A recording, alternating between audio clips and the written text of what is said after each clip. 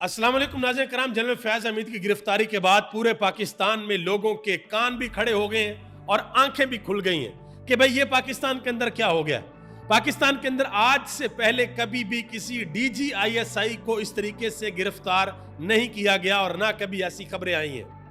अब पाकिस्तान मुस्लिम लीग नून वाले तरह तरह की बातें कर रहे हैं, फैसल वाडा साहब भी बड़े दावे कर रहे हैं और सबसे इंपॉर्टेंट अगर किसी का रिएक्शन देखने वाला था तो वो था पाकिस्तान तहरीक इंसाफ का, कि तहरीक इंसाफ इसके ऊपर किस तरीके से रिएक्ट करती है, इमरान खान इसके ऊपर किस तरीके से रिएक्ट करते हैं। और इमरान खान को आज से चंद दिन कबल बता दिया गया था अडयाला जेल में कि खान साहब वो बंदा जिसके बारे में ये कहा जाता है कि वो आपका साथी है, उसने आपके लिए बहुत कुछ किया है, उसकी गिरफ्तारी होने के लिए जा रही है।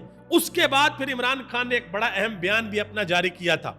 वो बयान क्या था वो भी आपके सामने रखने के लिए जा रहा हूं और ये भी बताने के लिए जा रहा हूं कि इस वक्त पाकिस्तान में जनरल फैज हमीद की गिरफ्तारी को लेकर क्या क्या बातें हो रही हैं और कौन कौन किस तरफ से प्ले करने की कोशिश कर रहा है। सबसे पहले तो मैं आपको ये बताता चलूं कि जिस वक्त ये गिरफ्तारी की खबर सामने आई है उससे चंद घंटे कबल यानी कि 6-7 घंटे कबल पाकिस्तान के अंदर एक बहुत बड़ी डेवलपमेंट होती है। सुप्रीम कोर्ट ऑफ पाकिस्तान से एक अजीबो गरीब और बड़ा फैसला आता है। वो फैसला ये आता है कि पाकिस्तान तहरीक इंसाफ की 3 नशिस्तें जो कि वो जीते हुए थे, टोटल 4 नशिस्तें थी, एक पंजाब असेंबली की और 3 नेशनल असेंबली की, वो पाकिस्तान तहरीक इंसाफ से लेके पाकिस्तान मुस्लिम लीग नून को दे दी जाती हैं। जैसे ही इस बात का इमरान खान को पता चलता है, इमरान खान जेल से एक बड़ा ऐलान करते हैं। इमरान खान कहते हैं कि मैं कॉल देने लगा हूं, लोग तैयार रहें, खौफ का बुत टूट चुका है, अब लोग जेलों में जाने से नहीं डरते, लोग जेलों में जाने को तैयार हैं। अगर पाकिस्तान में आइन तोड़ेंगे तो नौजवानों का मुस्तकबिल खतरे में है। बाकी सारी बातें भी आपको बताता हूं। आगे बढ़ने से कबल आपसे गुजारिश करूंगा कि वीडियो को लाइक कर दें और चैनल को सब्सक्राइब कर दें। जैसे इमरान खान ने यह बयान दिया, इस बयान के बाद बैरिस्टर गौहर अली खान का एक बड़ा अहम बयान आता है। अब ये आपने डॉट कनेक्ट करने हैं, आपको सारी की सारी गेम समझ आ जाएगी। बैरिस्टर गौहर अली खान कहते हैं कि एक्सटेंशन की गुंजाइश अब किसी के पास नहीं है, आने वाले चीफ जस्टिस का नोटिफिकेशन जारी किया जाए, यानी कि जस्टिस मंसूर अली शाह का नोटिफिकेशन जारी किया जाए। जो लोग एक्सटेंशन की आड़ में ये सब कुछ करते हैं उनको बांग्लादेश से सबक सीखना चाहिए। अब ये ऐसा मौका है कि अब खल्के खुदा चुप नहीं बैठेगी, खल्के खुदा उठेगी, सवाल पूछेगी और ये जानने की कोशिश करेगी कि हमारे साथ ऐसा क्यों किया जा रहा है। सदीक जान ने और असद तूर ने इसके बारे में एक बात की है। सदीक जान ने कहा कि चीफ जस्टिस काजी फैज ईसा ने अपनी एक्सटेंशन के लिए एक तबाहकुन फैसला दे दिया है। काजी फैज ईसा के फैसलों से हमेशा शरीफ फैमिली को फायदा जबकि पाकिस्तान को नुकसान हुआ है। इसी तरीके से असद तूर ने एक बात कही, उन्होंने कहा कि जब नून लीग एंटी एस्टेब्लिशमेंट थी तब काजी फैज ईसा भी एंटी एस्टेब्लिशमेंट थे, जब नून लीग ने डील कर ली तो काजी साहब भी अच्छे बच्चे बन गए। अब आ जाते हैं जनरल फैज हमीद की गिरफ्तारी के ऊपर। सीनियर साफी हैं नुसरत जवेद, उन्होंने एक बहुत बड़ा इंकशाफ किया। उन्होंने कहा कि इमरान खान को तकरीबन 2.5 हफ्ते पहले ये अडयाला जेल के अंदर बताया गया कि खान साहब जनरल फैज हमीद का बोरिया बिस्तर गोल करने की पूरी तैयारी हो रही है, उनको गिरफ्तार किया जा सकता है, उनका कोर्ट मार्शल भी हो सकता है। तो उसके बाद फिर इमरान खान ने कहा था कि माफी मैं नहीं बल्कि माफी तुम मांगोगे।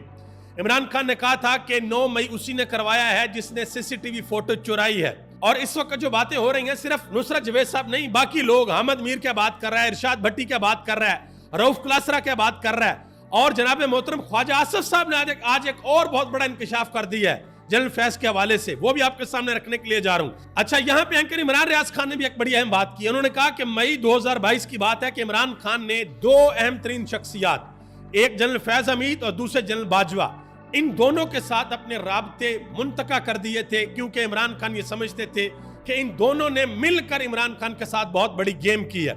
यानी कि सामने से कहते थे कि ठीक हम आपके साथ, और पीछे से अदम एतमाद ला के इमरान खान की गवर्नमेंट को गिरा दिया गया। अब हामिद मीर साहब की बात सुन लें। हामिद मीर साहब क्या कहते हैं, आपको बताया कि टॉप सिटी एक हाउसिंग सोसाइटी है, उस हाउसिंग सोसाइटी का जो मालिक था वो सुप्रीम कोर्ट गया था शिकायत लेकर कि जी मेरे पास इंटेलिजेंस एजेंसी के लोग आए हैं और इस तरीके से मुझे किया गया है। तो सुप्रीम कोर्ट ने उसके ऊपर एक फैसला दिया था।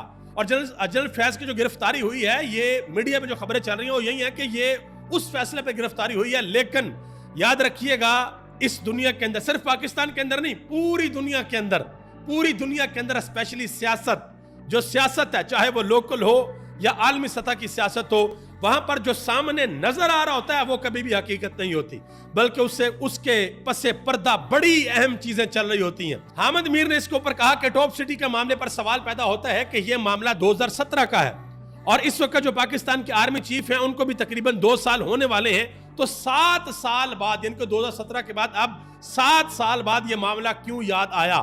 اس وقت یہ کاروائی کیوں نہیں کی گئی؟ یا اب یعنی کہ جو ماضی قریب تھا جب نئے آرمی چیف آئے تھے تو تب یہ کاروائی کیوں نہیں ہوئی؟ انہوں نے کہا کہ اس کا مطلب ہے کہ کاروائی صرف جنرل فیض کے خلاف نہیں بلکہ کاروائی جنرل باجوہ کے خلاف بھی بنتی ہے۔ مزید انہوں نے ایک بڑی اہم بات کی، انہوں نے کہا کہ یہ جو خواجہ آصف پاکستان تحریک انصاف کے اوپر الزام لگاتے ہیں کہ عمران خان نے فوج کے خلاف بغاوت کی کوشش کی، انہوں نے کہا کہ دراصل اس کے جو سرغنہ تھے وہ جنرل فیض تھے اور عمران خان کا نام استعمال کیا کرتے تھے۔ انہوں نے کہا کہ آنے والے دنوں میں پاکستان تحریک انصاف کے وہ لوگ جو چلہ کاٹنے کے لیے چلے گئے تھے، جو روپوش ہو گئے تھے، جو غائب ہو گئے تھے، ان کی کہانیاں بھی سامنے آئیں گی، وہ بھی بتائیں گے کہ کون سی شخصیت تھی جس نے ان کو یہ سب کچھ کرنے کے اوپر مجبور کیا۔ یہ ایک صحافی ہے نوجوان زبیر علی خان، انہوں نے ایک بات لکھی، انہوں نے کہا کہ جنرل فیض کی گرفتاری کے بعد یہ تاثر مل رہا ہے کہ 9 مئی کے واقعات میں وہ ملوث تھے، لیکن سوال یہ ہے کہ اگر جنرل فیض حمید نے ان واقعات میں مرکزی کردار ادا کیا ہے تو 1 سال تک عام مڈل کلاس لوگوں کو ملٹری کورٹس میں کیوں رکھا گیا، کیوں گھسیٹا جاتا رہا، 1.5 سال بعد جنرل فیض کے خلاف کیوں کاروائی کرنے کا خیال آیا؟ یہ وہ سوال ہے جو سارے کے سارے لوگ پوچھ رہے ہیں۔ اب آ جاتے ہیں ذرا خواجہ آصف کے اوپر کہ خواجہ آصف نے کیا بات کی ہے۔ اس سے قبل بھی خواجہ آصف ایک بہت بڑا انکشاف کر چکے ہیں اور میرا خیال ہے کہ جس دن پاکستان کی سپریم کورٹ کے اندر کوئی ایسا چیف جسٹس آیا جو یہ سمجھتا ہو کہ بھائی کسی بھی صورت اس طرح کی میٹنگز نہیں ہونی چاہیے، اس دن جنرل فیض کو اور خواجہ آصف کو، ان دونوں کو سپریم کورٹ میں ضرور بلایا جائے گا۔ وہ بات کیا تھی؟ وہ بات یہ تھی، خواجہ آصف نے شاہ زیب خانزادہ کے شو کے اندر بیٹھ کر بتایا تھا اور آج بھی انہوں نے شاہ زیب خانزادہ کے شو کے اندر بیٹھ کے ہی بات کی ہے۔ انہوں نے یہ بتایا تھا پہلے کہ میری ملاقات ہوئی جنرل فیض حمید کے ساتھ جنرل باجوہ کے سسر جنرل امجد کے گھر، اور فیض حمید نے ہمیں کہا کہ بھائی ہم عمران خان سے تنگ آ گئے ہیں، لہٰذا یہ مئی جون کے اندر تم پنجاب لو اور دسمبر کے اندر تم وفاق لو۔ اس کے بعد کرونا آ گیا اور حالات بدل گئے۔ آج خواجہ آصف صاحب کیا کہہ رہے ہیں؟ کہتے ہیں کہ جنرل فیض حمید نے خود کو آرمی چیف نامزد کروانے کے لیے بہت سی قسمیں کھائیں، بہت معافیاں مانگی اور یہ کہا کہ میرے سر پر ہاتھ رکھ دیں۔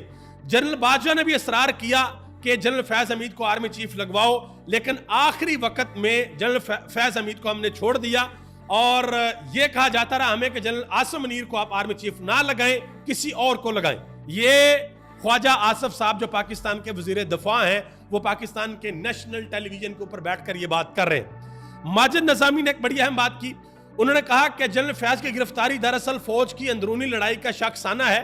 جو لڑائی 2018 اور 17 میں چل رہی تھی، اس لڑائی میں کبھی ایک فریق بھاری تھا تو کبھی دوسرا فریق بھاری ہوتا تھا، لیکن نومبر 2022 میں جنرل عاصم منیر کے آرمی چیف بننے کے بعد فیض حمید پیچھے رہ گئے اور آپ کو یاد ہوگا کہ جنرل فیض حمید نے قبل از وقت اپنی ریٹائرمنٹ لے لی تھی۔ عمر ایوب صاحب نے اب ایک بات کیا، یہ ذرا غور سے سنیے گا۔ انہوں نے کہا کہ ان سب کو میرا مشورہ ہے، یہ جتنے بھی لوگ ہیں جنہوں نے پاکستان کو لوٹا ہوا ہے، جنہوں نے پاکستان کی جڑیں کھوکھلی کی ہوئی ہیں، انہوں نے کہا کہ ان سب کو میرا مشورہ ہے کہ اپنے ہیلی کاپٹر میں فیول بھر لیں اور اس میں ایک الگ ٹینک بھی لگا لیں، بھاگنے میں آپ لوگوں کے کام آئے گا۔ یہ عمر ایوب خان صاحب کہہ رہے ہیں جو کہ پاکستان کے نیشنل اسمبلی میں اپوزیشن لیڈر ہے۔ آخر میں جی حسنات ملک صاحب نے ایک بات کی ہے، اس سے قبل ارشاد بھٹی نے ایک ٹویٹ کیا ہے اسی حوالے سے جو جنرل فیض کو گرفتار کیا گیا۔ انہوں نے کہا کہ جنرل فیض حمید کورٹ مارشل کے آغاز سے فوج نے ایک دفعہ پھر ثابت کر دی ہے کہ فوج اپنا اور اپنوں کا احتساب کر سکتی ہے، مگر مسلم لیگ اور پیپلز پارٹی ان کی خوشیوں کی سمجھ نہیں آ رہی۔ آصف زرداری سے بلاول بھٹو تک اور نواز شریف سے شہباز شریف تک اور مولانا فضل الرحمان تک کون ہے جو فیض سے فیضیاب نہیں ہوا؟ عمران خان کا تو خواہ بخواہ نام بدنام کیا جاتا رہا، ورنہ جس دن فیض پنڈورا باکس کھل گیا اس دن پتا چلے گا کہ اس حمام کے اندر سارے کے سارے ننگے تھے۔ انہوں نے بات کی ہے۔ آخر میں جی حسنات ملک صاحب سینئر کورٹ رپورٹر ہیں، انہوں نے اس فیصلے کے اوپر ایک بڑی اہم بات کی ہے جو قاضی فائز عیسیٰ صاحب نے 3 نشستیں قومی اسمبلی کی پی ٹی آئی سے لے کے نون لیگ کو دے دی ہیں۔ انہوں نے کہا کہ یہ فیصلہ بہت افسوسناک اور سیاہ تھا۔ آج الیکشن کمیشن کو یہ اختیار دے دینا کہ وہ کسی شخص کو ری کاؤنٹنگ میں ووٹ مسترد کر دے اور ہروا دے، یہ بہت ہی خطرناک ہتھیار دے دیا گیا ہے. انہوں نے کہا کہ یہ کیلکولیٹڈ موو ہے اور پی ٹی آئی کے ساتھ بڑی زیادتی ہے. جسٹس عقیل عباسی نے خود کو آزاد جج ثابت کیا. قاضی جوڈیشل پیکج کے لیے نمبر پورے کر کے دے رہا ہے. 16 نمبر چاہیے تھا بھائی، 3 سیٹیں تو مل گئی ہیں، 13 پیچھے رہتی ہیں. دیکھتے ہیں کہ وہ 13 سیٹیں کس طریقے سے پوری ہوتی ہیں. اگر وہ 13 سیٹیں پوری ہو جاتی ہیں تو عمران خان نے یہ کہہ دیا کہ میں پورے ملک کے اندر احتجاج کی کال دے دوں گا اور سٹریٹ پاور پاکستان کے اندر باہر نکل کر آئے گی. یہ عمران خان نے بات کی. اور عمران خان کی پارٹی کے جتنے بھی بڑے بڑے لوگ ہیں، سب سے اہم بندہ اس وقت جس کو سب سے بڑا عہدہ عمران خان نے دیا ہوا ہے وہ ہے علی امین گنڈا پور، جو کہ کے پی کے کا وزیر اعلیٰ ہے.